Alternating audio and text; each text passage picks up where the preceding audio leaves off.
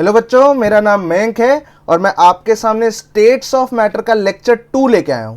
ठीक है, तो एक लेक्चर हो चुका है, सेकंड लेक्चर में हम आ चुके हैं। लेक्चर 2 के कंटेंट्स में सबसे पहले रिवील कर देता हूं। आज के लेक्चर में हम आइडियल गैस इक्वेशन को आगे कंटिन्यू करेंगे और साथ में Dalton's law of partial pressure जरूर पढ़ेंगे। ठीक है, तो ये आज के कंटेंट्स हैं। तो सबसे पहले मैं लेक्चर स्टार्ट करते ही आपको एक चीज बताता हूं जो हमने लास्ट क्लास के एकदम लास्ट में पढ़ी थी। ठीक है, कई लोग भूल गए होंगे, मैं दोबारा से वो चीज रिपीट कर देता हूं। वो चीज क्या थी? थोड़ी फनी सी चीज थी। क्या थी? Private bungalow in Vatican, Vienna and Portugal. एक ये स्टेटमेंट मैंने आपको याद करने के लिए बोला था, राइट? कौन सा statement? Private bungalow in Vatican, Vienna and Portugal. अगर किसी को ये स्टेटमेंट नहीं याद हो रहा तो नीचे वाला कर लो, वो भी सही है। पीवी सिंधु भागेगी वेटिकन में वरना पति गायब। तो समझ आ ही रहा है, मतलब थोड़ी फनी सी चीज हो रही है, बट इससे फायदा बहुत है। फायदा बहुत है। अभी आने वाले कुछ मिनटों में आपको पता चल जाएगा कि इस स्टेटमेंट का फायदा है क्या है। ठीक है, तो इस स्टेटमेंट से मुझे क्या पता चला कि पीवी बी, जो हाईलाइट कर रहा हूं उसको ध्यान से देखना है। पीवी सिंधु वाली लाइन को कंसिडर कर लेते हैं। चलो, पीवी बी वीटीसी, वेटिकन वीटीसी, वरना में वीएनए। ठीक है, पति गायब। हाँ, पता है पीवी सिंधु सिंगल है, बट ठीक है, स्टेटमेंट में लिखने में क्या जा रहा है? पति गायब में पीटी और गायब का जी। तो इस लाइन से मैंने क्या डिड्यूस किया कि पीवी बी, ठीक है, वीटी सी, वीएन ए, पीटी जी। ठीक है, अब इस डिडक्शन से मुझे क्या पता चला वो मुझे वर्कआउट करना है।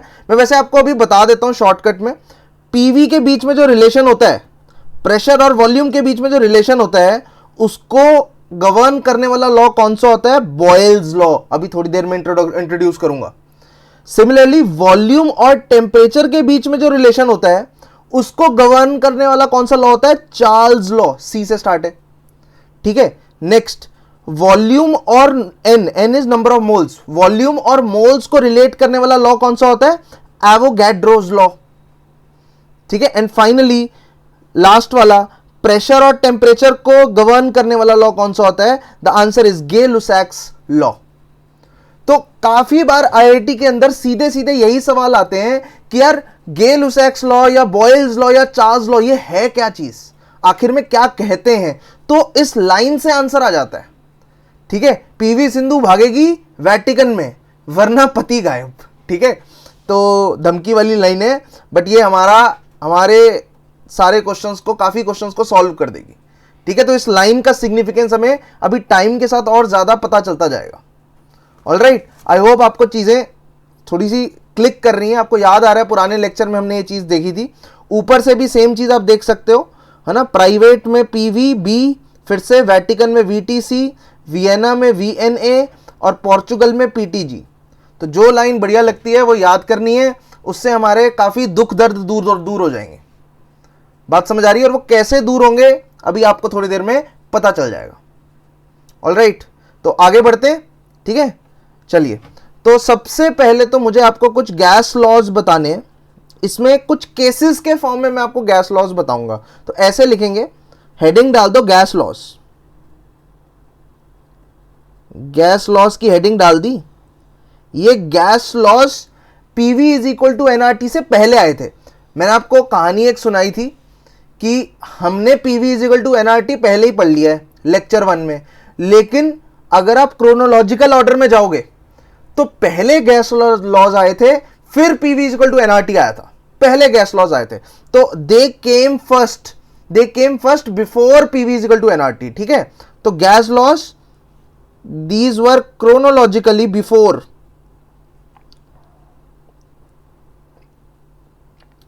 ये chronologically before PV is equal to NRT से हैं। ठीक है, अब जैसे मैं आपको पहला केस बताता हूं गाइज, एक एक केस देखते जाएंगे, मजा आता जाएगा। ठीक है, केस 1, आइए केस 1 पे फोकस करते हैं। Case 1 is P N constant, pressure और मोल्स कांस्टेंट। केस 1 के लिए प्रेशर और मोल्स कांस्टेंट है। अच्छा, आपको कौन सा वो केस याद आ रहा है? प्रेशर कांस्टेंट वाला केस लास्ट क्लास में मैंने डिस्कस किया था, मैं दोबारा बता रहा हूं। प्रेशर कांस्टेंट वाला केस कौन सा होता है? वो पिस्टन सिलेंडर अरेंजमेंट वाला केस होता है, ये वाला केस होता है। ये देखो, ये दिख रहा है पिस्टन।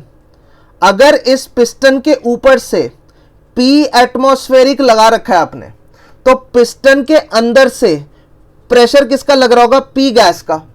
अगर ऊपर से प्रेशर एटमॉस्फेयर का लग रहा है, नीचे से प्रेशर गैस का लग रहा है, और पिस्टन अपनी पोजीशन पे है, पिस्टन मूव नहीं कर रहा, तो in that case P atmosphere should be equal to P gas. Gas का प्रेशर, जो कि सिलेंडर के अंदर गैस भरी हुई है, गैस का प्रेशर ऊपर वाले एटमॉस्फेयर के प्रेशर के बराबर हो जाएगा, बिकॉज वो पिस्टन मूव नहीं कर रहा। तो ऊपर से जो फोर्स लग रही है और जो नीचे से फोर्स लग रही है, या फिर ऊपर से जो प्रेशर लग रहा है, नीचे से जो प्रेशर लग रहा है, दोनों बराबर होने ही चाहिए। बात समझ आ रही है? तो Pn कांस्टेंट का मतलब है इस तरीके का कोई कंटेनर आपने लिया है, हमने कंटेनर फाइनलाइज कर दिया कि Pn कांस्टेंट का मतलब बच्चों क्या होता है? इस तरीके का एक कंटेनर लेना है जिसमें ऊपर से एक प्रेशर लग रहा है, उसको हम P एक्सटर्नल बोल देते हैं। नीचे से जो प्रेशर लगेगा P गैस, P गैस की वैल्यू किसके बराबर आएगी? ऑब्वियसली P एक्सटर्नल के बराबर आएगी। मेरे ख्याल से यहां तक चीजें समझ आ रही हैं बच्चों। हमने PV इजिकल टू NRT पहले क्यों पढ़ा? उसका रीजन ये है ताकि ये सब चीजें मेरे लिए ऑब्वियस हो जाए। अब मुझे ऑलरेडी पता है PV is equal to NRT, already पता है मुझे PV इजिकल टू NRT, तो मैं यूज करूंगा, क्योंकि मुझे कोई यहां पर रिसर्च वगैरह थोड़ी करनी है, मुझे तो आंसर निकालने हैं। तो मुझे PV इजिकल टू NRT पहले से पता है, ठीक है ना। मैं इनटू द फ्यूचर जाके PV इजिकल टू NRT समझ के वापस बैक टू द प्रेजेंट आ गया हूं, वैसे सोचो, ठीक है। PV इजिकल टू NRT पहले से पता है। कौन कौन सी चीजें कांस्टेंट है, आइए देखते हैं एग्जामिनर क्या बता रहा है। कौन कौन सी चीजें कांस्टेंट है? प्रेशर और मोल्स कांस्टेंट है। प्रेशर और मोल्स कांस्टेंट है, तो आइए इनको जरा सर्कल कर देते हैं। प्रेशर कांस्टेंट है, मोल्स कांस्टेंट है, और आर तो आपका पैदाइशी कांस्टेंट है हमेशा, it is a universal gas constant. तो आर तो हमेशा से ही कांस्टेंट रहा है, तो जितनी भी सर्कल्ड चीजें हैं ना, दोज आर कांस्टेंट्स, ठीक है, ये सब कांस्टेंट है। तो अगर आप थोड़ा सा रियलाइन करोगे तो V की वैल्यू क्या आ जाएगी? NR/P इंटू टी, ठीक है। NR/P, इस P को डिनोमिनेटर में लेके, बहुत सिंपल चीज कर रहा हूं यहां पे, कोई हाई फाई कैलकुलस नहीं है, ये बहुत सिंपल चीज है, ध्यान देंगे। NR/P ये पूरा का पूरा एक कांस्टेंट है, NR/P पूरा का पूरा कांस्टेंट है। ये फॉर्म आपको कैसे दिख रही है? V को कैसे समझ आ रहा है? V is like Y, this is like a constant M, this is X, तो Y is equal to MX। This is an equation of what? Straight line. पढ़ा होगा आपने मैथ्स में, नहीं तो मैंने पिछले लेक्चर के लास्ट में बताया, आप जाके दोबारा चेकआउट कर सकते हो। Equation of straight line, Y is equal to MX, equation of straight line है। आपको याद होगा मैथ्स में आपने पढ़ा है Y is equal to MX plus C होता है। इसमें M स्लोप होता है और C क्या होता है? Y intercept. अब इस इक्वेशन को देख के एक चीज समझ आ रही है कि ये एक ऐसी लाइन आने वाली है, मैं यहां पे ड्रॉ कर देता हूं, ये एक ऐसी लाइन आने वाली है जिसका Y इंटरसेप्ट क्या है? 0। C की वैल्यू 0 है ना, Y is equal to MX, यहां पे देखो ना, Y is equal to MX plus C तो 0 है, C तो कुछ है ही नहीं, तो Y एक्सिस पे वॉल्यूम प्लॉट कर रहे हैं, X एक्सिस पे टेम्परेचर प्लॉट कर रहे हैं, और it will be a straight line passing through origin, इस तरीके से। और इस स्ट्रेट लाइन की स्लोप क्या होगी बच्चों? स्ट्रेट लाइन की स्लोप ऊपर लिखी है M, ये दिख रहा है, ये सर्कल चीज दिख रही है। Y is equal to MX में M क्या है? NR/P। तो इस लाइन की बच्चों स्लोप क्या है? NR/P। आई होप आपको चीजें समझ आ रही हैं, ठीक है। इस इक्वेशन में अगर आप ध्यान से देखोगे, V is directly proportional to temperature. Overall क्या हुआ? रिलेशनशिप कैसे बन रहा है? V आपका टेम्परेचर से डायरेक्टली प्रोपोर्शनल आ रहा है। If what? केस क्या था, P and N are constant, if P comma N are constant. बात समझ आ रही है? V is directly proportional to T if V and N are constant. ये कौन सा है जी? वो स्टेटमेंट याद है? कौन सी स्टेटमेंट? पीवी सिंधु भागेगी वेटिकन में, वरना पति गायब। इसमें वेटिकन वाला पार्ट को ध्यान देंगे। वेटिकन में क्या आता है, वी टी और सी, ये वाला VTC। वॉल्यूम टेम्परेचर के रिलेशन को क्या कहते हैं बच्चों? Charles law. तो यहां पे लिख लो, यहां पे रिलेशन किसके बीच में आया? Volume temperature. तो इसको क्या कहना है बच्चों? Charles law. ये आपका चार्ल्स लॉ है। ओके। अब अगर मैं आपको एक और इंटरेस्टिंग केस दूं तो क्या देखते हैं, क्या आप मुझे जवाब दे पाएंगे? फटाफट मैं एक केस यहां पे बना रहा हूं, राइट साइड ही बना देता हूं, ठीक है। अगर मेरे पास यहां पे दो ग्राफ्स हैं, ये एक अज्यूम्ड केस है, मैंने दो गैसेस का ग्राफ बनाया वॉल्यूम और टेम्परेचर के बीच में, मुझे दो केस मिले, एक की लाइन ये आई है, एक की लाइन ये आई है।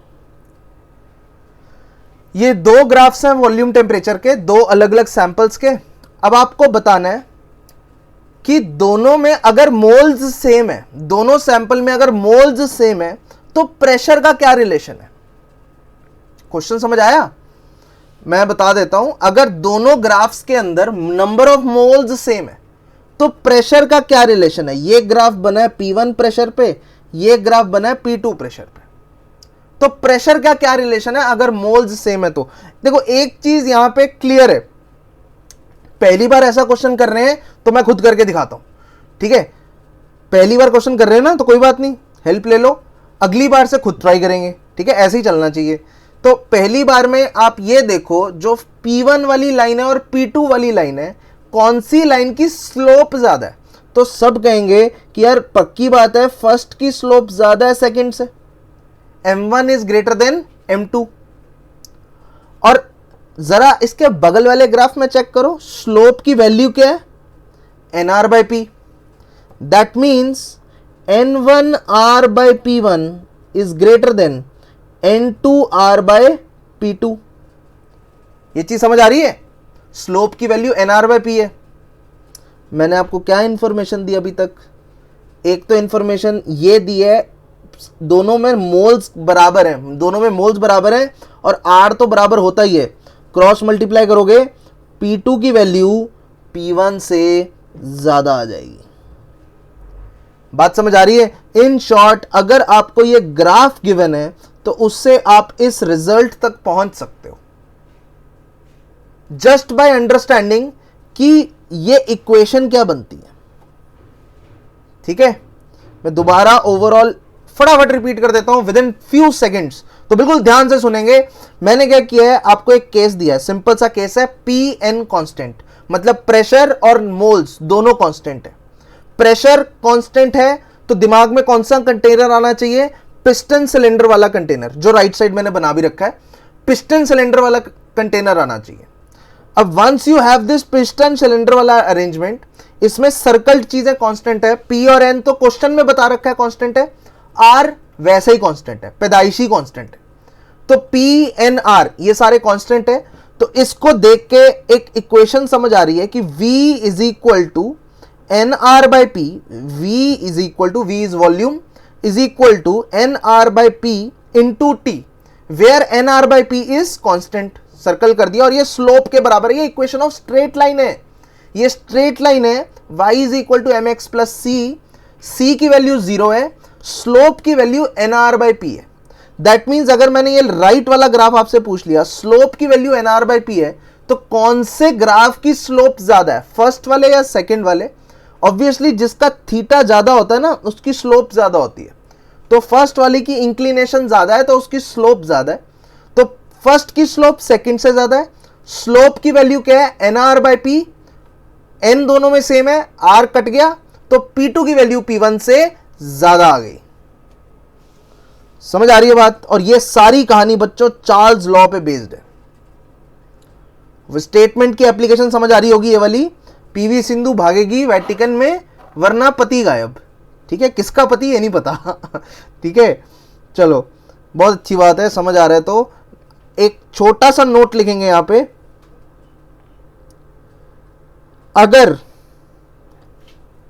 यहां पे 3 चीजें समझनी है मुझे। एक है आइसो बार, हेडिंग डाल दो आइसो बार। एक है आइसोथर्म, आइसोथर्म, और एक है आइसोकोर। आइसोचोर मत बोलना भाई, कोर है ये, आइसोकोर। लिखने में चोर है, बोलने में कोर है। ठीक है, ये आइसोकोर है। ये क्या होती हैं, व्हाट आर दीज? आइसो बार एक कर्व होता है, अ कर्व इन विच, साथ साथ लिखना है बच्चों, a curve in which pressure is constant. अगर किसी कर्व पे प्रेशर कांस्टेंट है उसको क्या बोलेंगे बच्चों? आइसो बार बोलेंगे। आइसोथर्म, अ कर्व इन विच क्या कांस्टेंट होना चाहिए, नाम से समझ आ रहा है, टेम्परेचर। Temperature is constant. अगर किसी कर्व पे, किसी लकीर पे, किसी ग्राफ पे टेम्परेचर कांस्टेंट आता है तो उसको आइसोथर्म बोला जाता है। अच्छा, आइसोकोर क्या होता है बच्चों? अ कर्व इन विच क्या कांस्टेंट होगा? वॉल्यूम कांस्टेंट होगा, वॉल्यूम इज कांस्टेंट। तो अगर प्रेशर कांस्टेंट है तो आइसोबार, थर्म टेम्परेचर कांस्टेंट है तो आइसोथर्म, और वॉल्यूम कांस्टेंट है तो आइसोकोर। सिंपल। ठीक है, तो फटाफट मुझे बता दो, सोच के बताना बिल्कुल, कि ये क्या है राइट वाले ग्राफ में, क्या है ये, क्या चीज है? ठीक है, obviously it is called as isobar. Why it is isobar? आप खुद देखो ये इक्वेशन में कौन सी चीज, ये लाइन बनाने के लिए कौन सी चीज कांस्टेंट रखी है? प्रेशर। अरे खुद देखो ना कौन सी चीज कांस्टेंट है, केस 1 चेक करो, कौन सी चीज कांस्टेंट समझ आ रही है? Pressure, P is constant. तो इसको क्या बोलोगे? आइसोबार। ये पहली वाली लाइन में P1 कांस्टेंट है, दूसरी वाली लाइन में P2 कांस्टेंट है। Through out the line pressure is P2। पहली वाली लाइन में through out the line the pressure is P1। बात समझ आ रही है? तो यहां पे लिखेंगे these are isobars. Interesting चीज है, ये दोनों आइसो बार्स हैं। दैट मीन्स इन दोनों ग्राफ में प्रेशर की वैल्यू कांस्टेंट रहेगी। आई होप समझ आ रहे हैं। आगे बढ़े, बिल्कुल आगे बढ़ना ही चाहिए, बढ़ने का नाम जिंदगी। क्यों भाई, सही बात है। केस 2 पे आते हैं। केस 2 इज, मैं आपको बता रहा हूं, प्रेशर और टेम्परेचर कांस्टेंट है। प्रेशर और टेम्परेचर कांस्टेंट है। अच्छा, मुझे तो PV is equal to NRT पहले से ही आता है, तो आइए जरा चेक करते हैं। अगर मुझे पहले से ही पता है PV is equal to NRT, उस टाइम लोगों को पहले से नहीं पता था, याद रखेंगे, उस टाइम ये डिफिकल्टीज थी, इसीलिए इनको लॉज बोला गया। ठीक है, अभी हमें पहले से पता है तो काम आसान है। तो PV is equal to NRT में क्या क्या डिक्लेयर हो गया है कि कांस्टेंट है। आर तो देखो पैदाइशी कांस्टेंट है, इसको पहले ही गोला कर दिया। ठीक है, तो जो सर्कल्ड चीजें क्या होती है बच्चों, ये कांस्टेंट्स होती हैं। तो आर तो पहले से कांस्टेंट है। दूसरी तरफ क्या क्या कांस्टेंट बोल दिया है? प्रेशर भी कांस्टेंट है, टेम्परेचर भी कांस्टेंट है। अच्छा, बहुत अच्छी बात है। तो जरा मैथ्स खेलते इकड़म तिकड़म करते हैं। वॉल्यूम की वैल्यू किसके बराबर हो गई है? It is equal to R T by P, R T by P into N, R T by P into N. समझ आ रही है बात? R T by P into N. Again pressure constant वाला ऑपरेटस कौन सा होगा? अगर मैं ऐसे ही पूछ लूं कि ये सारा ताम जाम किस ऑपरेटस में किया जा रहा होगा, प्रेशर कांस्टेंट वाला ऑपरेटस कौन सा होता है? Piston cylinder apparatus. इस तरीके का, इस तरीके के ऑपरेटस में प्रेशर कांस्टेंट होता है, बिकॉज ऊपर का प्रेशर नीचे का प्रेशर एक दूसरे से बैलेंस हो जाता है। ठीक है, तो इस तरीके के ऑपरेटस में प्रेशर कांस्टेंट रहता है। तो अब यहां पे आप देखेंगे वॉल्यूम की value R T by P आ गई है इंटू एन। ऑल राइट, तो अब अगर मैं आपसे पूछूं ये पूरा का पूरा कांस्टेंट है क्या? आर टी बाई पी, आप कहोगे बिल्कुल। पूरा का पूरा कांस्टेंट है। अगर ये पूरा का पूरा कांस्टेंट है, अगर ये पूरा का पूरा कांस्टेंट है, तो मैं बोल सकता हूं v is directly proportional to n। बोल सकता हूं नहीं बोल सकता? पूरा का पूरा कांस्टेंट है तो v is directly proportional to n, बिल्कुल बोल सकता हूं, बोलना चाहिए भी। ठीक है, तो अब ये v is directly proportional to n कौन सा लॉ होता है? इसका आंसर कौन सी स्टेटमेंट देगी? अरे वही वाली स्टेटमेंट। अरे कौन सी वाली? अरे पीवी सिंधु भागेगी कहां? वेटिकन में, वरना पति गायब। वरना वाला VNA का मतलब है बच्चों एवोगैड्रो लॉ, एवोगैड्रोस लॉ। यकीन नहीं आता? आइए फटाफट वो स्टेटमेंट दोबारा से देख लेते हैं। बिल्कुल, ये देखिए VNA वॉल्यूम और मोल्स का रिलेशन किससे पता चलता है? ए से, एवोगैड्रो लॉ। ऊपर वाला कौन सा था? Charles law. ऊपर वाला कौन सा था? Charles law. ये वाला कौन सा है? Avogadro's law. ठीक है, अभी हम फटाफट मैथमेटिकली समझने की कोशिश कर रहे हैं कि ये क्या चीजें हैं। तो v is directly proportional to n is a Avogadro law. अब जरा मैं आपको एक चीज बता देता हूं कि मैं यहां पे दो ग्राफ बना रहा हूं।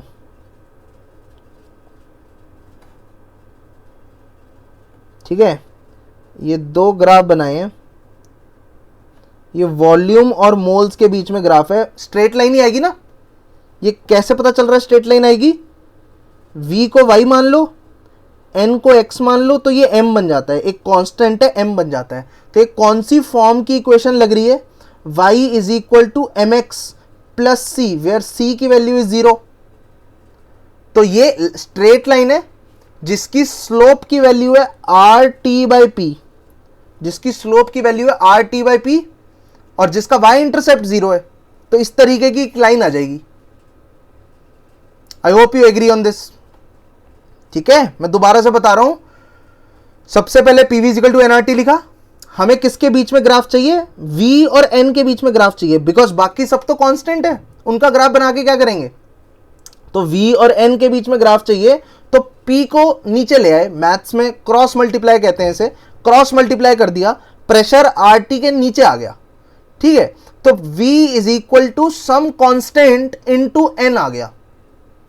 तो ये जो इक्वेशन दिख रही है ये ऐसी दिख रही है, y is equal to mx, which is a equation of straight line. ये एक स्ट्रेट लाइन की इक्वेशन है, y is equal to mx, और बस वही प्लॉट कर दिया। y is your volume, x is your moles, slope is your RT by P। बिल्कुल चेक कर सकते हो आप। आई होप समझ आ रहा है। अच्छा बच्चों, अगर यहां पे मैं दो लाइनें बनाऊं RT बाई P, और ये बोलूं कि ऊपर वाली लाइन जब मेजर की गई, ठीक है, ऊपर वाली लाइन जब मेजर की गई, ध्यान से देखेंगे क्या लिख रहा हूं, वो T1 और P1 पे मेजर की गई। मतलब ऊपर वाली लाइन को मेजर करने के लिए टेम्परेचर को T1 रखा गया और प्रेशर को P1 रखा गया। नीचे वाली लाइन को मेजर करने के लिए टेम्परेचर को T2 रखा गया, प्रेशर को P1 रखा गया। मतलब प्रेशर सेम है दोनों का। फर्स्ट केस और सेकंड केस में प्रेशर सेम है दोनों का। तो क्या आप बता सकते हो कि दोनों के टेम्परेचर में क्या रिलेशन है? अगर दो लाइन का प्रेशर सेम है तो टेम्परेचर पे क्या रिलेशन है? बहुत सिंपल सी चीज है। ऊपर वाली लाइन को लाइन 2 बोल दो, नीचे वाली लाइन को लाइन 1 बोल दो। एक चीज समझ आ रही होगी, slope of second line is greater than second line की स्लोप। सेकेंड लाइन की स्लोप मतलब सेकेंड लाइन की इंक्लिनेशन ज्यादा है as compare to first line. और स्लोप की वैल्यू क्या होती है? R T by P of second line is greater than R T by P of first line. Slope की बस वैल्यू यहां पे डालनी है। ठीक है, आइए डालते हैं। Second line is R T one by P one. ये सेकेंड लाइन की वैल्यू डाल दी है R T one by P one, और इसकी ग्रेटर है किससे? R T two by P one. R T two by P one, P one से P one कटा, आर से आर कटा, क्या चीज आ गई? T1 is greater then 52। Interesting चीज है, बढ़िया चीज है, एनालिसिस हो जाता है इस तरीके से सोचोगे तो। ऑलराइट, आई होप सबको समझ आ रहा है। आपने यहां पे लाइंस की स्लोप के डेटा को यूज किया है। आपको पता है कौन सी लाइन की स्लोप ज्यादा है? जिसका इंक्लिनेशन ज्यादा होता है उसकी स्लोप ज्यादा होती है। जिसका स्लोप ज्यादा है उसका आप इस तरीके से ग्राफ बना सकते हो, ठीक है। जिसकी स्लोप ज्यादा है उसकी आर टी बाई पी की वैल्यू ज्यादा है, because R T by P ही तो स्लोप है। यहां पे आप चेक करेंगे आर टी बाई पी ही तो स्लोप है। जिसकी स्लोप की वैल्यू ज्यादा है उसकी आर टी बाई पी की वैल्यू ज्यादा है। बस वही किया है मैंने यहां पे, अगर आप चेक करेंगे तो वही चीज की है। जिसकी स्लोप की वैल्यू ज्यादा है उसकी आर टी बाई पी की वैल्यू ज्यादा है, वहां से रिलेशन आ गया। ठीक है, मैं ख्याल से सबको समझ आ रहा होगा, कोई दिक्कत नहीं हो रही होगी। ठीक है, इसके फिजिकल इंप्लीकेशंस की बात करेंगे, पहले तो मैथमेटिकली देख लो, पहले देख लो प्रॉब्लम सॉल्व कैसे होती है। आइए केस 3 की तरफ बढ़ते हैं। केस 3 की तरफ बढ़ते हैं। केस 3 में आपको दे रहा हूं बच्चों वी एन कांस्टेंट, ध्यान से सुनेंगे, वी एन कांस्टेंट, वी और एन दोनों कांस्टेंट है। हमें पीवी इक्वल टू एनआरटी की इक्वेशन पहले से आती है, तो आइए सबसे पहले पीवी इक्वल टू एनआरटी लिख दें। उन चीजों को सर्कल कर दें जो कांस्टेंट है। कौन कौन सी? N, V. वी और एन तो एग्जामिनर ने ही दिया है कि कांस्टेंट है, और आर हमेशा से ही कांस्टेंट है। ठीक है, तो एक चीज आ जाएगी, P is equal to N R by V into T. N R by V पूरा का पूरा कांस्टेंट है, एन आर बाई वी पूरा का पूरा कांस्टेंट है। इस इक्वेशन को देख के समझ आ रहा है, फिर से ये इक्वेशन बन गई y इज इक्वल टू, इसको क्या बोलोगे m, इसको बोलोगे x, इसको बोलोगे y। आई होप चीजें समझ आ रही हैं। ये फिर से स्ट्रेट लाइन की इक्वेशन आ गई है। क्या आप इसको देख के बोल सकते हो when Vn is constant pressure is directly proportional to temperature? इसको देख के बोल सकते हो pressure is directly proportional to temperature? बिल्कुल बोल सकते हो। अरे इसको बोलते क्या है, कौन सा लॉ बोलेंगे? अरे याद है, पति गायब। कौन सा? पीवी सिंधु भागेगी वियना में, वरना पति, पीटी इज पति, गायब। जी से कोई लॉ है, याद करो कौन सा लॉ है। The name is Gay Lussac's law. बात समझ आ रही है? This is Gay Lussac's law. Anyways, अगर मैं आपसे एक छोटा सा क्वेश्चन पूछूं, आइए देखते हैं आप आंसर कर पाएंगे नहीं कर पाएंगे। ये चीज मैं पढ़ा चुका हूं। क्वेश्चन ये है, वॉल्यूम कांस्टेंट वाला कंटेनर दिखता कैसे होगा? वॉल्यूम कांस्टेंट, प्रेशर कांस्टेंट वाला कंटेनर तो बहुत बार बात हो गई, पिस्टन सिलेंडर अरेंजमेंट की तरह दिखता है। वॉल्यूम कांस्टेंट वाला सिलेंडर, वॉल्यूम कांस्टेंट वाला कंटेनर कैसे दिखेगा?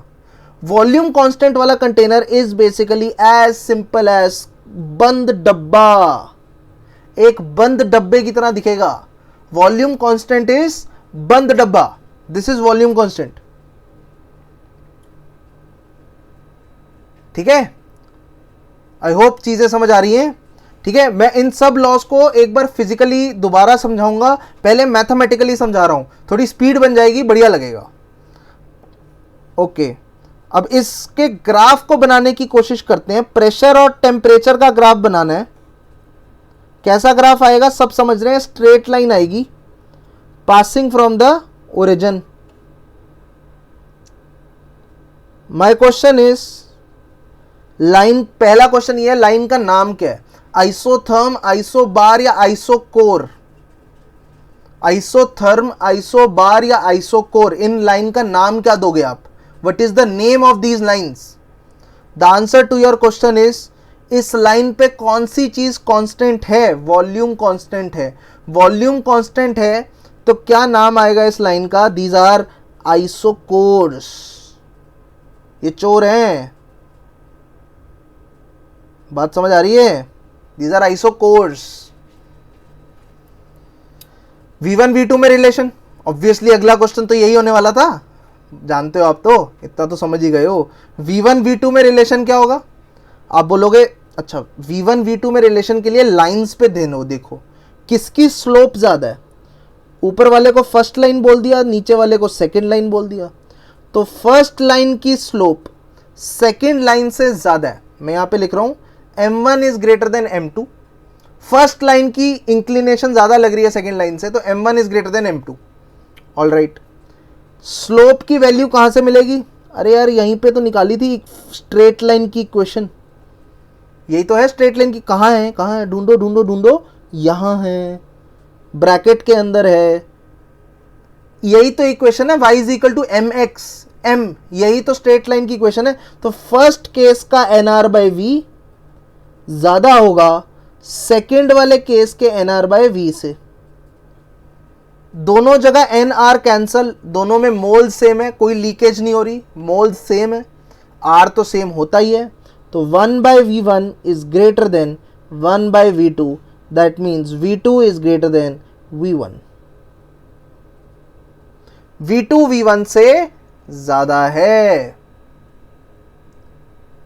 ठीक है, v2 v1 से ज्यादा है। सबको क्लियर है? लोग डायरेक्टली भी देख लेते हैं यार, लोग कहते हैं स्लोप की वैल्यू nr बाई वी है, स्लोप की वैल्यू nr बाई वी है। जिसकी स्लोप ज्यादा होती है दैट मीन्स ये ज्यादा होता है, दैट मीन्स डिनोमिनेटर कम होता है। वैसे ही समझ आ गया? जिसकी स्लोप ज्यादा है उसका वॉल्यूम कम है। स्लोप किसकी ज्यादा है? फर्स्ट वाले की ज्यादा है, तो उसका वॉल्यूम कम है, v1 की वैल्यू कम है। बात समझ आ रही है? तो ये एक कहानी हो गई, इसका एक नाम भी हो गया PTG, पति गायब, ठीक है, गेल-लुसाक्स लॉ। प्रेशर टेम्परेचर के रिलेशन को गेल-लुसाक्स लॉ बोला जाता है। किसी को इसके अंदर कोई दिक्कत, कोई भी प्रॉब्लम है तो प्लीज आस्क, ठीक है, कोई भी प्रॉब्लम है प्लीज आस्क, तभी आपकी दुविधा कम होगी, तभी आप थोड़े अच्छा फील करोगे, ठीक है। जो भी प्लीज आस्क वाली फीलिंग बस ये है कि जब भी वीडियो आती है तो नीचे आप कमेंट्स में डाल दो, ठीक है, I will try to answer them, ठीक है। तो लेकिन या फिर आपके कोई और आसपास कोई टीचर्स हो तो प्लीज आस्क टू देम, तो वही एक तरीका होता है। डाउट आते हैं तो किसी ना किसी से तो पूछना है, या चैट पे मुझसे पूछना है या फिर किसी और से पूछना है, दैट्स द ओनली तरीका, और कोई तरीका ही नहीं है, ठीक है। चलिए केस 4 की तरफ चलते हैं। केस 4 कौन सा है बच्चों? आइए देखते हैं, हेडिंग डाल दो, case 4। Case 4 is Tn constant, Tn constant आपको बताया गया टेम्परेचर और मोल्स कांस्टेंट हैं, टेम्परेचर मोल्स कांस्टेंट है। मुझे ऑलरेडी पता है, क्या पता है? PV is equal to nRT। Ideal gas equation तो खून के अंदर आ गई है मेरे, ऑलरेडी पता है PV is equal to nRT। जो जो कांस्टेंट है आइए इनको सर्कल करते हैं। क्या क्या कांस्टेंट है? n कांस्टेंट है, T कांस्टेंट है, R, अरे क्या बात है, राइट हैंड साइड सारी कांस्टेंट है, चलो बहुत बढ़िया। तो दैट मीन्स PV की वैल्यू कांस्टेंट के बराबर है, PV की वैल्यू कांस्टेंट के बराबर है, या फिर मैं बोल सकता हूं P is inversely proportional to V volume. PV के रिलेशन को क्या बोलते हैं? याद करो, PV सिंधु क्या करेगी? भागेगी। B से आएगा कुछ, B से क्या आता है? बॉयल्स लॉ, ठीक है। इस रिलेशन को क्या बोलते हैं? Boyle's law. आपको समझ आ रहा होगा, इस रिलेशन को बॉयल्स लॉ बोलते हैं।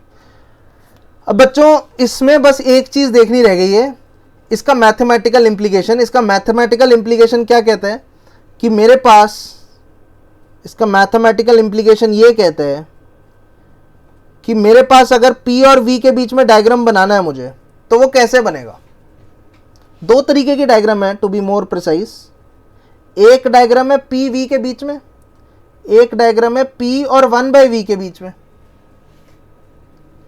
देखो अगर मैं P और 1/V के बीच में डायग्राम बनाना चाहता हूं, ठीक है, तो मैं कैसे करूंगा काम? मैं बोलूंगा PV की वैल्यू nRT के बराबर है, वेयर nRT इज कांस्टेंट, तो उसको सर्कल कर दिया, ठीक है। तो P की वैल्यू nRT जो कि सर्कल्ड है, ठीक है, इंटू 1/V के बराबर है। v को डिनोमिनेटर में नीचे ले गए, क्रॉस मल्टीप्लाई कर दिया, सिंपल सिंपल काम किया। अच्छा जी, फिर इसके बाद, हाँ इसके बाद आप ये करोगे, आप बोलोगे p is equal to N R T into 1/v है, तो इसको y बोलोगे, इसको m बोलोगे और इसको x बोलोगे, तो ये y is equal to M X. तो दैट मीन्स ये स्ट्रेट लाइन की इक्वेशन आई है। If I want to draw, अगर मैं ड्रॉ करना चाहता हूं प्रेशर और 1/v के बीच में ग्राफ, तो एक स्ट्रेट लाइन की इक्वेशन आती है with slope nrt, slope m which is nrt। तो यहां पे आपको समझ आना चाहिए कि अगर मैंने इस तरीके से दो ग्राफ बना दिए हैं और आपसे पूछ लिया है कि ये T1 पे बना है, ये T2 पे बना है, तो कौन सा टेम्परेचर ज्यादा है, कौन सा टेम्परेचर कम है? आप बोलोगे यार सिंपल है, स्लोप की वैल्यू किसके बराबर है, nRT के बराबर, सीधे सीधे कर दो। स्लोप की वैल्यू किसके बराबर है, nRT के बराबर, ये लिखा है ना, स्लोप की वैल्यू nRT के बराबर है। स्लोप जिसकी ज्यादा है, टेम्परेचर उसका ज्यादा आना चाहिए, फॉर्मूले से समझ आ रहा है। स्लोप जिसकी ज्यादा है, स्लोप इंक्रीजेस तो टेम्परेचर इंक्रीजेस। तो किसकी स्लोप ज्यादा है, फर्स्ट वाले की सेकंड वाले की, फर्स्ट वाले की स्लोप ज्यादा है, सेकंड वाले की स्लोप कम है, तो T1 is greater then T2। Temperature में रिलेशन आ गया। These things can be done if I am talking about what? These things can be done if I am talking about if I am talking about graph between P versus 1/v। ठीक है, P versus 1/v का graph straight line जैसा आएगा। अच्छा, दूसरी तरफ देखते हैं PV का ग्राफ कैसा आएगा। अच्छा, आपको पता है PV is equal to nRT है, और nRT है कांस्टेंट है, तो उसको गोला कर दिया। अब मुझे y किसे बोलना है, मुझे y P को बोलना है, P को y बोलना है और v को x बोलना है। तो ये चीज क्या बनी, X Y is equal to constant, X Y is equal to constant. X Y is equal to constant का मतलब है कि अगर सोच के देखो, x आपका 0 की तरफ जाएगा, x की वैल्यू क्या है, y की वैल्यू क्या है, कांस्टेंट डिवाइडेड बाय x। बोल सकता हूं, y की वैल्यू क्या है, कांस्टेंट डिवाइडेड बाय x। अच्छा, अगर उल्टा पूछा जाए x की वैल्यू क्या है, तो आप बोलोगे कांस्टेंट डिवाइडेड बाय y। अगर मैं x को 0 पुट कर दूं, इस इक्वेशन में देखो, x को 0 पुट कर दूं, y की वैल्यू क्या आने वाली है, y की वैल्यू इंफिनिटी आने वाली है। डिनोमिनेटर में 0 चढ़ रहा है तो वैल्यू इंफिनिटी आएगी ना। सिमिलरली अगर मैं y को 0 कर दूं, अब आप नीचे वाला रिलेशन देखो, अगर मैंने इसमें y को 0 कर दिया तो x की वैल्यू इंफिनिटी आ जाएगी। ठीक है, x को 0 करोगे, तो y इंफिनिटी। तो ध्यान से देखेंगे कि ये पॉइंट इस तरीके से, y को 0 करोगे तो x इंफिनिटी, ये पॉइंट, ये ग्राफ कुछ ऐसा आता है, इसको हाइपरबोला भी बोलते हैं। X Y is equal to constant, graph ऐसा आता है, इसको हाइपरबोला भी बोलते हैं। क्या बोला, हाइपरबोला। ठीक है, परेशान नहीं होना, स्टैंडर्ड नेम्स होते हैं, मैथ्स वाले बहुत अच्छे से बाद में सिखा देंगे, इसको देख के परेशान नहीं होते कभी। यहां तक बात समझ आ रही है? चलो बढ़िया सा सवाल करें एक, रेडी है सब बढ़िया सवाल करने के लिए? चलो करते हैं। चलो एक सिंपल सा सवाल है, एक दो ऐसे कर्व बना रखे हैं PV के बीच में। ठीक है, PV के बीच में ऐसे दो ग्राफ्स बना रखे हैं, दो कर्व्स बना रखे हैं। These are isotherms. ये दोनों क्या है, आइसोथर्म। आइसोथर्म्स का मतलब क्या है, टेम्परेचर कांस्टेंट, है ना। आइसोथर्म का मतलब क्या होता है, टेम्परेचर इज कांस्टेंट। आपको यह बताना है ऊपर वाला जो आइसोथर्म है वो T1 टेम्परेचर पे बना है, नीचे वाला आइसोथर्म T2 पे बना है। T1 और T2 में रिलेशनशिप बताना है। क्वेश्चन समझ आ रहे हैं? क्वेश्चन बढ़िया है। पीवी के बीच में दो कर्व्स दिए हुए हैं, ऊपर वाले को फर्स्ट कर्व बोल दिया, बोल देते हैं चलो, नीचे वाले को सेकंड कर्व बोल दिया। दोनों कर्व्स आइसोथर्म्स हैं। आइसोथर्म्स का मतलब एक कांस्टेंट टेम्परेचर पे बने हैं, और ये बता दिया गया किस कांस्टेंट टेम्परेचर पे बने हैं। ऊपर वाला T1 पे बना हुआ है, नीचे वाला T2 पे बना हुआ है। आपको बस T1 T2 पे रिलेशनशिप चेक करना है। आई होप समझ आ रहा होगा। ओके, आइए करते हैं, मेरे ख्याल से स्टार्ट कर सकते हैं। आपको पता है PV is equal to NRT होता है, ये तो सबको पता है अब, ठीक है। मैं एक काम करता हूं, क्या काम करता हूं, मैं ना एक वर्टिकल लाइन ड्रॉ करता हूं। आइए ड्राइंग खेलते हैं, थोड़ी वर्टिकल लाइन ड्रॉ करते हैं। ग्रीन कलर में वर्टिकल लाइन दिख रही होगी। अच्छा, इस वर्टिकल लाइन पे, ये वर्टिकल लाइन वॉल्यूम को कहां पे कट कर रहा है? यहां पे कट कर रहा है, एक्स एक्सिस को यहां पे कट कर रही है line.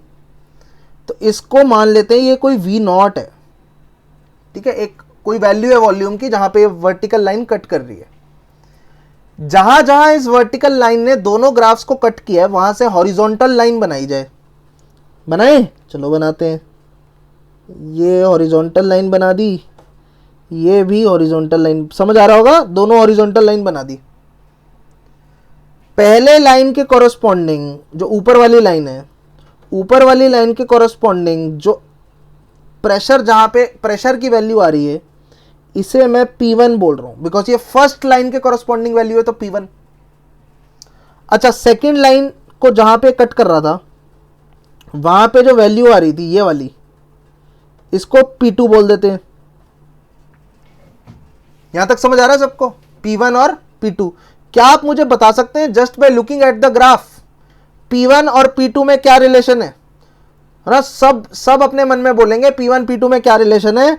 P1 is greater then P2। किसको नहीं पता? अरे सबको पता, दिख रहा है, P1 ऊपर है, P2 नीचे है, P1 is greater then P2। Pressure को क्या लिख सकते हैं? प्रेशर को लिख सकते हैं nRT1 by V1, nRT1 by V1। बात समझ आ रही है? प्रेशर को क्या लिख सकते हैं? यहां से देखो ना, प्रेशर को लिख सकते हैं nRT बाय V।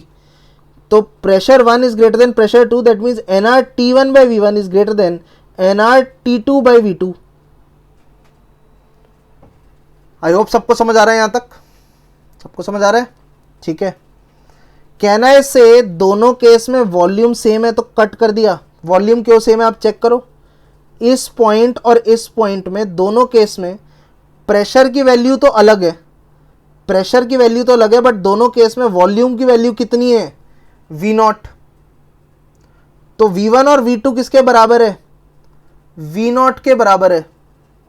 तो दोनों कैंसिल हो गए, N और R तो पैदाइशी कैंसिल हो गए, कांस्टेंट ही होते हैं मोल्स और गैस कांस्टेंट। तो आंसर आ गया T1 is greater then T2। है ना इंटरेस्टिंग? आया ना मजा? इस तरीके की चीजें पूछी जाती हैं। They actually refer to these kind of things in Mains. ये कोई बहुत अनयूजुअल सा सवाल नहीं है, बहुत कॉमन सा सवाल है, बहुत आराम से पूछा जा सकता है, ठीक है। आई होप चीजें समझ आ रही हैं। अब मैं आपको सारा का सारा एक समरी फॉर्म में लिख देता हूं। समरी फिर से वहीं से यूज करते हैं, समरी इनफैक्ट पहले ही लिख देते हैं। पहले कहाँ? पीवी सिंधु वाली कहानी में, यहीं पे समरी लिख देते हैं। समरी क्या है बच्चों? समरी ये है, पीवी सिंधु भागेगी, मतलब प्रेशर वॉल्यूम का रिलेशन जो होता है, जो कि ये होता है, इसको बॉयल्स लॉ बोलते हैं। इस रिलेशन के अकॉर्डिंग अगर आप प्रेशर को बढ़ाओगे तो वॉल्यूम कम होगी, अगर आप प्रेशर को बढ़ाओगे तो वॉल्यूम कम हो जाएगी। Seems logical? बिल्कुल। अगर आपने इस कंटेनर में, एक कंटेनर में ऊपर से प्रेशर बढ़ा दिया, एक कंटेनर के पिस्टन पे ऊपर से प्रेशर बढ़ा दिया, दबाव बढ़ा दिया, तो पिस्टन नीचे चला जाएगा। दबाव बढ़ा दिया तो वॉल्यूम कम हो जाएगी, प्रेशर बढ़ाओगे तो वॉल्यूम कम हो जाएगी। समझ आ रही है बात? इसको बॉयल्स लॉ बोलते हैं। ये तो हो गई पीवी सिंधु भागेगी। कहां भागेगी? वेटिकन में। तो वेटिकन का मतलब क्या है बच्चों? दोबारा से लिख रहा हूं, वेटिकन, volume is directly proportional to temperature. It is Charles law. इसका मतलब यह है कि अगर आपने टेम्परेचर को बढ़ा दिया तो वॉल्यूम बढ़ेगा। इसका भी एक डायग्राम बना के दिखा देते हैं। आपने क्या किया, ये वाला डायग्राम दिया, इसको नीचे से आग लगा दी, ठीक है। आपने एक पिस्टन सिलेंडर अरेंजमेंट लिया, एक पिस्टन सिलेंडर अरेंजमेंट लिया और उसके नीचे हीट करना शुरू कर दिया, उसके नीचे आग लगा दी। तो इन दैट केस क्या होने वाला है? मॉलिक्यूल्स की मोशन बढ़ेगी, मॉलिक्यूल्स तेजी से मूव करना शुरू करेंगे, उनको ज़्यादा स्पेस चाहिए मूव करने के लिए, बिकॉज ऑफ वो ज़्यादा मोशन शो कर रहे हैं, अब उनको ज़्यादा स्पेस चाहिए मूव करने के लिए, तो पिस्टन ऊपर भागेगा। बात समझ आ रही है? ठीक है। टेम्परेचर बढ़ाओगे तो वॉल्यूम बढ़ेगी। इसका बहुत कॉमन एग्जाम्पल होता है hot air balloons. Hot air balloons में ये चीज यूज होती है। हॉट एयर बैलून में पता है, आप टेम्परेचर इंक्रीज करते हो, हॉट एयर बैलून ऐसा कुछ दिखता है। यहां पे आप बैठते हो, ये ऐसा कुछ बैलून है। आप अंदर की एयर का, जो हॉट एयर बैलून के अंदर की एयर है, इसका टेम्परेचर इंक्रीज करते हो। टेम्परेचर इंक्रीज करते हो तो ये बैलून फैलता है, तो इसकी वॉल्यूम बढ़ती है। वॉल्यूम बढ़ती है तो ही, किसी चीज की वॉल्यूम बढ़ जाए, मास सेम रहे, तो डेंसिटी घट जाती है। डेंसिटी घटती है तो it rises in the air. ये बात समझ आ रही है? हॉट एयर बैलून की मैं बात कर रहा हूं। हॉट एयर बैलून जो कि कुछ ऐसा दिखता है, बल्ब नहीं है ये, यहाँ पे इंसान खेल रहे हैं, ठीक है, टाइम पास हो रहा है ना, और यहाँ पे हॉट एयर बैलून है। तो हम क्या करते हैं, हॉट एयर बैलून के अंदर ऐसे आग लगा देते हैं। तो होता क्या, हॉट एयर बैलून के अंदर की एयर एक्सपैंड होती है। If you increase the temperature, gases expand, ठीक है, एक्सपैंड होती है, ज्यादा वॉल्यूम ऑक्यूपाई करती है। ज्यादा वॉल्यूम ऑक्यूपाई करती है तो डेंसिटी कम हो जाती है। जो लाइटर डेंस, जो लेस डेंस चीजें होती हैं वो ऊपर जाती हैं, इसीलिए हॉट एयर बैलून ऊपर जाता है। ठीक है, तो this is your Charles law. तो पीवी सिंधु भागेगी वेटिकन में, यहां तक आ गया। वरना पति गायब, तो वरना पे आ गए हम। वरना मतलब वॉल्यूम और मोल्स का relation. Volume is directly proportional two moles, ठीक है। इसको क्या बोलते हैं? Avogadro's law. बहुत सिंपल है, मोल्स बढ़ाओगे तो वॉल्यूम बढ़ेगा। अब इसका डायग्राम बना के दिखा देते हैं। कोई बात नहीं यार, हर एक का डायग्राम बनाएंगे, परेशान क्यों हो रहे हो? ये गैस है, एक पिस्टन सिलेंडर अरेंजमेंट है, उसके अंदर गैस पड़ी हुई है, ठीक है। अब इसके अंदर आपने एयर इन की, आपने एक पिस्टन सिलेंडर अरेंजमेंट लिया, ये दिख रहा होगा आपको, ये जो बना रहा हूं मैं, पिस्टन सिलेंडर अरेंजमेंट लिया, उसके अंदर गैस ली। अब उस गैस को और ऐड कर रहे हो, मतलब इस सिस्टम में और ज्यादा गैस ऐड कर रहे हो। ज्यादा गैस ऐड कर रहे हो तो पक्की बात है पिस्टन ऊपर की तरफ भागेगा। पिस्टन ऊपर की तरफ भागेगा, दैट मींस वॉल्यूम इंक्रीज होगी। This is called as Avogadro's law. अगर मोल्स ऑफ गैस आप इंक्रीज करते हो तो वॉल्यूम इंक्रीज होती है सिस्टम की। ऑलराइट, चलिए, बहुत अच्छी बात है, आगे बढ़ते हैं, है ना। वरना पति गायब, पति गायब। प्रेशर और टेम्परेचर का relation, P is directly proportional to T, इसको बोलते हैं गे-लुसैक्स लॉ।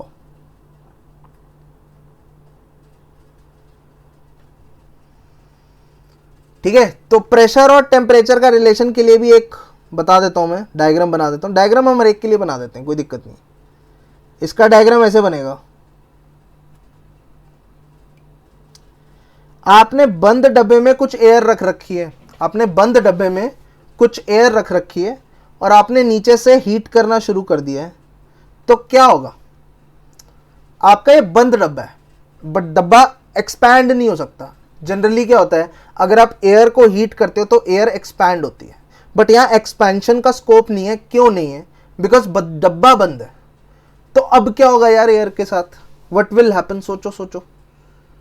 पहले तो एयर एक्सपैंड हो जाती थी, अब क्या होगा? आपने जैसे ही एयर के मॉलिक्यूल्स को हीट किया, ये और ज्यादा जोर से मूव करने लग जाएंगे, इनकी काइनेटिक एनर्जी बढ़ जाएगी। आपको पता है ना, जब टेम्परेचर बढ़ाते हो तो गैस की काइनेटिक एनर्जी बढ़ती है। फर्स्ट लेक्चर में हमने कवर किया है ये। टेम्परेचर बढ़ाते हो तो गैस की काइनेटिक एनर्जी बढ़ती है, ठीक है। काइनेटिक एनर्जी बढ़ती है, दैट मीन्स वो जोर जोर से वॉल पे ऐसे ऐसे टकराएंगे, ऐसे ऐसे करके जोर जोर से वॉल्स ऑफ कंटेनर पे टकराएंगे, प्रेशर बढ़ेगा, ठीक है। ज्यादा टेम्परेचर, ज्यादा kinetic energy of the molecules, ज्यादा जोर से टकराएंगे वॉल्स पे, ज्यादा टेम्परेचर बढ़ेगा। ये लिंक समझ आ रहा है सबको?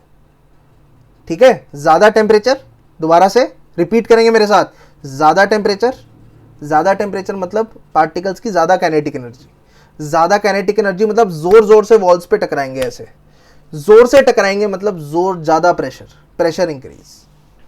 आई होप चीजें समझ आ रही हैं सबको। तो ये काइंड ऑफ समरी है गैस लॉस की, और ये आपको चीजें समझ आनी चाहिए, ठीक है। किस तरीके से इसको अचीव किया गया, किस तरीके से इसको किया गया, you need to understand this. चलिए, let's come back to our topic. एक नया टॉपिक स्टार्ट कर रहे हैं। ये तो गैस लॉज हो गए सारे के सारे, समरी भी हमने डिस्कस कर ली। Now the next topic my friends is Dalton's law of partial pressure. Dalton's law of partial pressure. Dalton's law of partial pressure, अब हमें ये डिस्कस करना है। चलो कोई बात नहीं, ठीक है। इसको करने के लिए ना एक हम एक्सपेरिमेंट रियल लाइफ में तो कर नहीं सकते, बट इमेजिन कर सकते हैं ना। हमारी तो इमेजिनेटिव पावर बहुत स्ट्रांग है ना। हम अपने आप को इमेजिन कर लेते हैं। अब जैसे घरों में हम सब बंद हैं, तो कभी कभी हम अपने आप को इमेजिन कर लेते हैं कि यार हम हाँ घूम रहे हैं, बढ़िया समुंदर किनारे घूम रहे हैं, है ना, शॉपिंग वॉपिंग कर रहे हैं, मॉल्स में घूम रहे हैं, है ना। इमेजिनेशन से ही काम चल रहा है। तो बस वही फीलिंग है, इमेजिन करते हैं कि एक रिएक्शन कर रहे हैं हम, ठीक है। लेट्स इमेजिन मैंने एक कंटेनर लिया, कोई बात नहीं, इमेजिनेशन में क्या जा रहा है। एक कंटेनर लिया, उस पर बैरोमीटर फिक्स कर दिया। बैरोमीटर जानते हैं? बैरोमीटर क्या होता है? बैरोमीटर होता है जो प्रेशर मेजर करके बताता है। ये प्रेशर की रीडिंग देगा बैरोमीटर, ठीक है। Hope you get it. एक कंटेनर है, उसके अंदर गैस ए नाम की चीज़ है। एक कंटेनर है, उसमें गैस ए नाम की चीज़ है, which is an ideal gas, और प्रेशर कुछ मिलेगा। उस प्रेशर की वैल्यू है PA, और यहाँ पे मैंने एक थर्मामीटर भी लगा रखा है। ये थर्मामीटर है हमारा, अजीब सा दिखता हुआ, टेढ़ा मेढ़ा। थर्मामीटर की वैल्यू है T, प्रेशर की वैल्यू PA, थर्मामीटर की वैल्यू T। अच्छा, वॉल्यूम भी, वॉल्यूम डब्बे की कोई वॉल्यूम होगी V0, T0 ऐसे ले लो। चलो, प्रेशर की वॉल्यूम PA, वॉल्यूम की वैल्यू V0 और टेम्परेचर की वैल्यू T0, ठीक है। अच्छा, ऐसा करते हैं, सेम एक्सपेरिमेंट रिपीट करते हैं सेम सेटअप के साथ। आइए देखते हैं क्या होगा। सेम एक्सपेरिमेंट रिपीट किया, सेम डब्बा। इसमें इंस्टेड ऑफ गैस A अब मेरे पास गैस B है आइडियल। गैस चेंज कर दी, चलो देखते हैं क्या होता है। गैस चेंज करी, क्या मैंने वॉल्यूम डब्बे का चेंज किया? नहीं, वॉल्यूम अभी भी V0 है, बिल्कुल V0 है। क्या दोनों जगह टेम्परेचर मैंने सेम मेंटेन किया है? बिल्कुल। तो यहां पे टेम्परेचर भी T0 है। प्रेशर, ये दोनों चीजें मैंने सेम मेंटेन करके रखी है, वॉल्यूम और टेम्परेचर। प्रेशर की रीडिंग देखनी पड़ेगी। प्रेशर की रीडिंग कितनी होगी, है ना, प्रेशर को देखना पड़ेगा। लेफ्ट हैंड साइड जो प्रेशर है वो PA, लेफ्ट हैंड साइड जो प्रेशर है वो PA, राइट हैंड साइड जो प्रेशर है उसको मैं क्या बोल रहा हूं? PB। Left hand side PA, right hand side PB। यहां तक एक्सपेरिमेंट समझ आ रहा है? आगे बढ़े। अब मैंने क्या किया, केमिस्ट्री वाले ना कई कई मामलों में ना बड़े वेले होते हैं, है ना। पहले एक एक्सपेरिमेंट किया, फिर दूसरा किया, फिर सोचा कि दोनों को मिक्स कर देंगे तो क्या होगा। आइए वो भी कर लेते हैं। दोनों गैसेस को मिक्स कर दिया, फिर से वही कंटेनर, वही कंटेनर, तो क्या मैं बोल सकता हूं volume is V naught? Container तो चेंज नहीं किया, इसमें अब गैस ए भी है, इसमें अब गैस बी भी है, दोनों गैसेस हैं, ए और बी दोनों हैं, वॉल्यूम कंटेनर की वही है वी नॉट। अच्छा व्हाट अबाउट प्रेशर? प्रेशर को मान लिया मैंने पी टोटल, कुछ नया प्रेशर आएगा ना जिसको मैं पी टोटल बोलूंगा, प्रेशर को मान लिया पी टोटल और टेम्परेचर को मान लिया वही टी नॉट, टेम्परेचर मेंटेन्ड है। तो गाइज मैं बस ये आपको बताने की कोशिश कर रहा हूं कि मैं एक एक्सपेरिमेंट कर रहा हूं। पहले एक्सपेरिमेंट के अंदर, ठीक है, मैंने गैस ए यूज की है, दूसरे एक्सपेरिमेंट में गैस बी यूज की है, तीसरे के अंदर ए और बी दोनों को ऐड कर दिया। वॉल्यूम तीनों केस में सेम है, टेम्परेचर तीनों केस में सेम है, आप चेक कर सकते हो। यहां तक कहानी समझ आ रही है? बिल्कुल समझ आ रही है। इंटरेस्टिंग चीज अब आपको बताने वाला हूं, तीनों में से आप किसी एक पे भी, किसी पे भी आइडियल गैस इक्वेशन को यूज कर सकते हो, ऑफ कोर्स यूज कर सकते हो। जैसे अगर मैंने फर्स्ट कंटेनर में आइडियल गैस यूज की तो क्या करूंगा, P A into V naught is equal to N A into R T.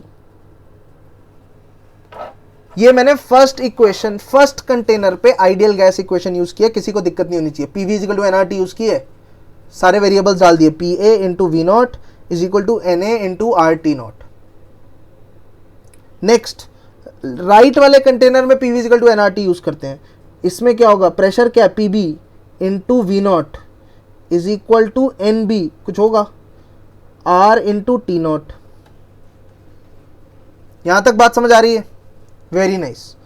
अब हम तीसरी, दैट मीन्स नीचे वाले कंटेनर में भी यूज कर सकते हैं। अच्छा वो कैसे? हम बोल सकते हैं P total, P T is P total, ठीक है, P into V is equal to N total into R into T naught. I hope यहां तक कहानी समझ आ रही है। अगर आप गैसेस को अलग अलग कंटेनर में लोगे या फिर दोनों गैसेस को मिक्स करोगे तो बात तो ये है कि तीनों केसेस में आप P V equal to N R T use कर सकते हो। You can use ideal gas equation in any of these three cases. Okay, अच्छा जी, थोड़ी नीचे वाले को घूर के देखते हैं। अच्छा, पी टी की value into V naught in is equal to N T, total number of moles. N T का मतलब क्या होता है, टोटल नंबर ऑफ मोल्स। क्या मैं एन टी को N A plus N B लिख सकता हूं? किसी को कोई दिक्कत तो नहीं है? टोटल नंबर ऑफ मोल्स मतलब गैस ए के मोल्स प्लस गैस बी के मोल्स, राइट। एन ए की वैल्यू कहीं से मैं यूज कर सकता हूं, कहीं कोई इक्वेशन है जो मुझे एन ए की वैल्यू दे सकती है? अरे हाँ, ये लेफ्ट साइड देखो ना, ये लेफ्ट साइड वाली इक्वेशन देखो ना जो ब्लू से लिखी है, ये आपको एन ए की वैल्यू दे सकती है। अच्छा, कोई इक्वेशन है जो एन बी की वैल्यू दे सकती है? एन बी की, बिल्कुल। ये राइट वाली जो रेड से लिखी है इक्वेशन, इसको देखो ना, ये एन बी की वैल्यू दे सकती है। अच्छा जी, तो यहाँ पे मैं लिख सकता हूँ, ऊपर से वैल्यूज यूज करनी है, ठीक है। P T is into V naught is equal to N A को लिखोगे P A into V naught upon R T naught plus P B into V naught upon R T naught, ठीक है, into R T naught. P T की value आ गई, सब कुछ cut जाएगा, P A plus P B. कितनी simple सी चीज हमने प्रूव की है, कितनी सिंपल सी चीज प्रूव की है कि total pressure is equal to sum of the partial pressure. Individual का प्रेशर निकालो, उनको ऐड करो तो टोटल प्रेशर की वैल्यू आ जाती है। यही आपका Dalton's law of partial pressure है। बात समझ आ रही है? इस सिंपल सी डेरिवेशन से समझ आ गया कि what is the Dalton's law of partial pressure. It is total pressure, total pressure is equal to sum of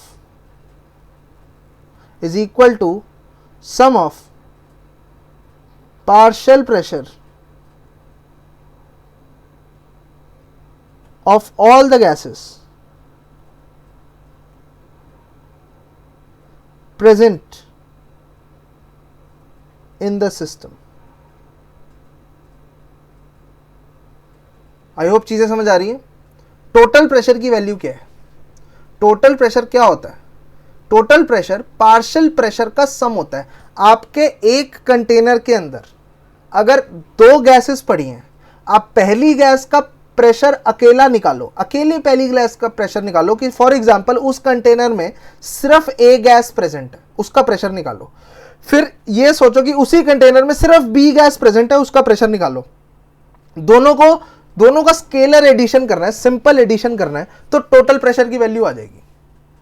I hope चीजें समझ आ रही हैं, ठीक है, कि पार्शियल प्रेशर आपको पता होना चाहिए पहले तो क्या है, और फिर आपको यह समझ आना चाहिए कि अगर एक कंटेनर में 4 गैसेस हैं तो चारों गैसेस के इंडिविजुअल प्रेशर को निकाल के सबको ऐड कर दोगे तो टोटल प्रेशर आ जाएगा। ये समझ आ रहा है सबको? ठीक है, तो यहां पे एक पार्शियल प्रेशर भी डिफाइन कर देते हैं हम। ऐसा करते हैं, एक पार्शियल प्रेशर टर्म डिफाइन कर देते हैं। कोई पूछे तो क्या आंसर देना होता है? What is partial pressure? It is pressure exerted. It is the pressure exerted by the gas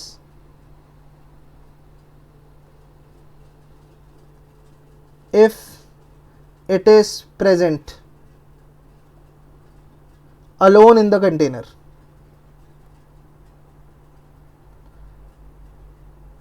ठीक है, अब मैं फटाफट क्विकली एक जल्दी से एग्जांपल लेके आपको ये कंसेप्ट एकदम पक्का कर देता हूं।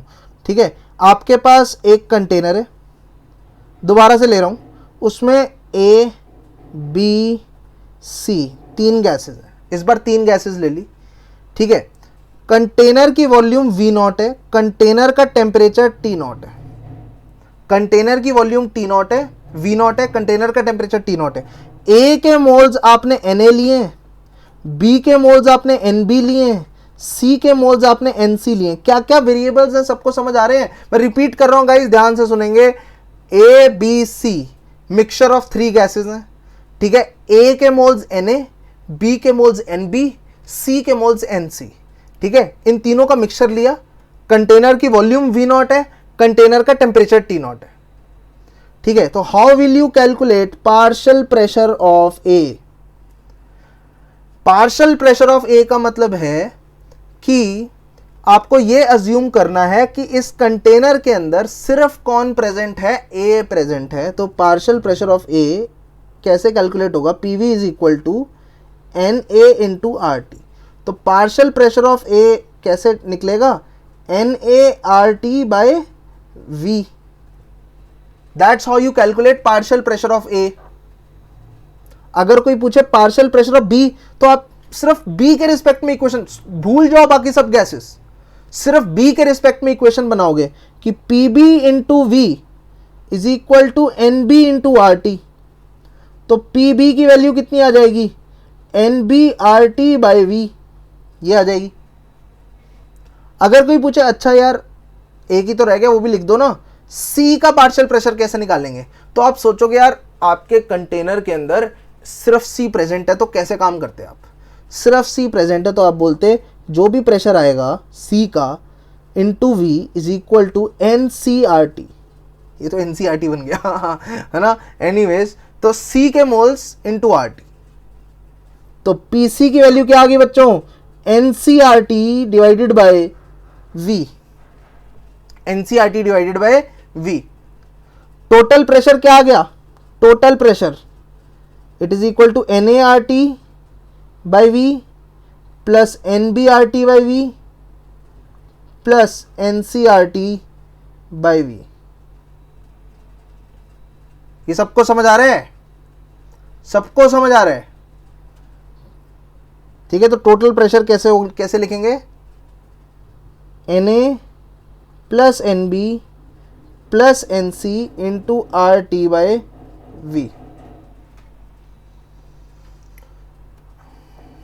कॉमन निकाल दिया, कोई रॉकेट साइंस नहीं है बच्चों। फर्स्ट और सेकंड को डिवाइड कर दो, 1 divided by 2।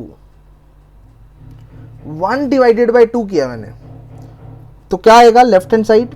P A divided by P T.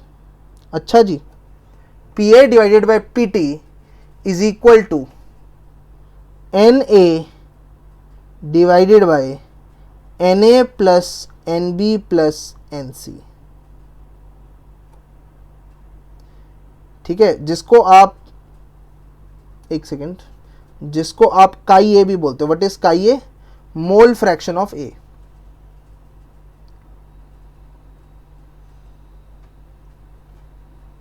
So that is the application of Dalton's law of partial pressure. ठीक है, तो यहां पे आपको यह समझना पड़ेगा, मैं दोबारा से रिपीट कर रहा हूं कि एक कंटेनर है, रेड कलर का कंटेनर है, उसमें 3 गैसेस का मिक्सचर लिया हुआ है, तीनों के हमें मोल्स दिए हुए हैं। तो मैं PV is equal to nRT, जो कि आइडियल गैस इक्वेशन है, मैं तीनों के लिए इंडिविजुअली लगा सकता हूं, और मैंने लगाया है। देखो, A के लिए PV is equal to nRT लगाया है, हाईलाइट कर रहा हूं, देखो। B के लिए PV is equal to nRT लगाया, और C के लिए PV is equal to nRT लगाया। तीनों के लिए individually PV is equal to nRT मैंने यूज किया। तीनों इक्वेशन से PA, PB, PC की वैल्यूज निकालनी है, और तीनों को ऐड करेंगे तो PT आना चाहिए। इन तीनों को आपस में ऐड करके क्या आना चाहिए? PT। Total pressure is equal to sum of all the partial pressure. A का प्रेशर प्लस B का प्रेशर प्लस C का pressure is equal to total pressure. ये चीज समझ आ रही है? तो तीनों को ऐड कर दिया, यही तो किया। PA, PB, PC तीनों को ऐड कर दिया, टोटल प्रेशर आ गया। फिर थोड़ा सा Na plus NB plus NC, RT/V common निकाल दिया, तो Na plus NB plus NC रह गया ब्रैकेट के अंदर, तो ये आ गया। अब इक्वेशन 1 और 2 को डिवाइड किया तो ये आ गया। बात समझ आ रही है? लोग इस इक्वेशन को डायरेक्टली यूज करते हैं। People, students use this relation directly. ठीक है, that means you can remember this. इसको याद रखा जा सकता है, बिल्कुल रखा जा सकता है। You can actually remember this. ठीक है, PA बाई PT। ठीक है, लोग ऐसे भी कर देते हैं कि पार्शियल प्रेशर ऑफ A निकालना है, it is equal to total pressure into mole fraction of A। ऐसे भी याद रख लो, किसी एक तरीके से याद रखना बस। ठीक है, तो partial pressure of A is equal to total pressure into mole fraction, cross multiply किया। ज्यादा हाई फाई स्टफ तो हम यूज भी नहीं कर रहे अभी। ठीक है, तो ये था आपका Dalton's law of partial pressure, और उसकी एक एप्लीकेशन बताई थी मोल फ्रैक्शन के टर्म्स में। इसके अगर आपको क्वेश्चंस देखने और अच्छे अच्छे सवाल देखने हैं कि कैसे मैं यूज करूंगा PV is equal to nRT, कैसे मैं Dalton's law of partial pressure use करूंगा, तो please I request you to look for tutorials. Tutorial 2 के अंदर, जो T2 है, ट्यूटोरियल 2 के अंदर मैं Dalton's law of partial pressure पे बहुत सारे सवाल करने वाला हूं। ठीक है, तो please don't forget to visit that tutorial, उसको जरूर देखिए। ठीक है, चलो अपना ध्यान रखो, टेक केयर। यहीं पे ट्यूटोरियल को एंड करते हैं। Bye bye, see you.